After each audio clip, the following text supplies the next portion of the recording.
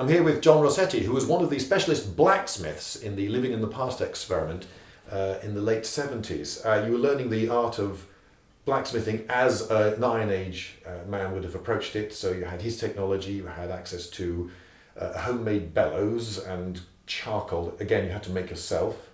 That's right, and, yes. you had to go at smelting, at really starting with the ore and doing it absolutely from scratch. How did that go?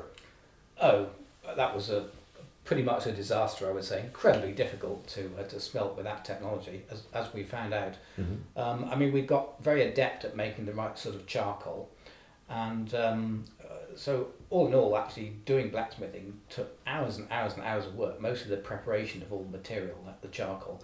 Then to do the smelting, we made a hollow that we lined with clay in the ground, Mm-hmm. and we had these bellows made out of goat skin. Right. And so we put the ore in at the back. The ore's got to be towards the back, not right in front of where you're bellowing, because it's got to be a reducing atmosphere, not an oxidizing one, or else it just burns away.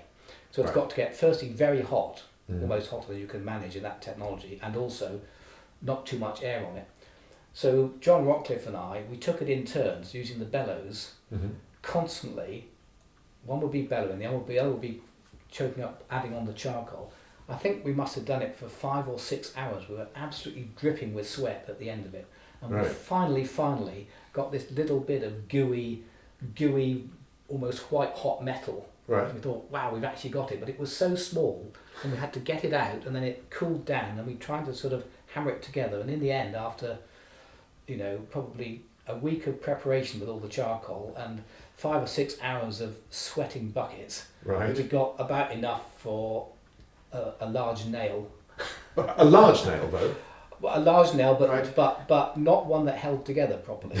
Okay. So really, the technology of the time of actually being able to produce iron was obviously, I think, even in those days, quite a skill that only some people had. So these sword ingots that we find of Iron Age date, you think must have been worth quite a bit?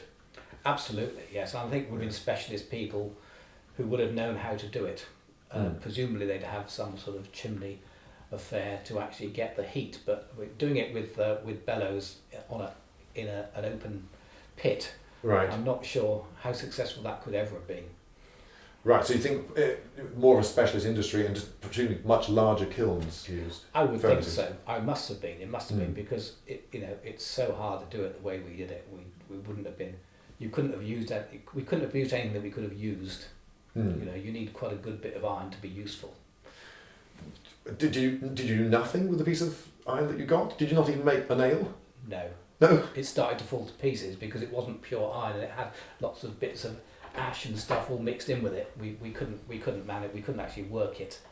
Right. But when we were given iron, as they would have had, and then work it, then we got quite skilled at blacksmithing, really, and welding iron together and making the tools that were used to cut wood, which is basically what it was for.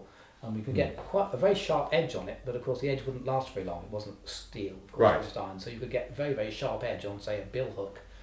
But after you chop down a couple of trees, you'd have to go back to the blacksmith, hammer it down again, and then try and get a sharp edge on it. So everything we did was very labour intensive. And these sword ingots, they are an unusual shape, and some people have thought, well, it's a blank for making something else out of, e.g. a sword. But is that the conclusion you came to? Or? Well, yes, if you've got a large piece of iron, a good blacksmith can do anything with it. So absolutely, yeah, that's what you wanted as the ideal starting point. You wanted to make something very big, because obviously you can stretch it out when it's hot, you can reshape it. So you wouldn't prefer just a lump for practical purposes then?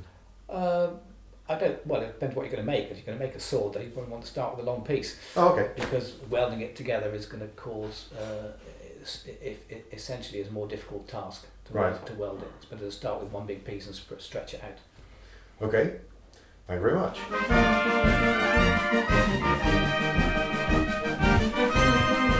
Lindybeige!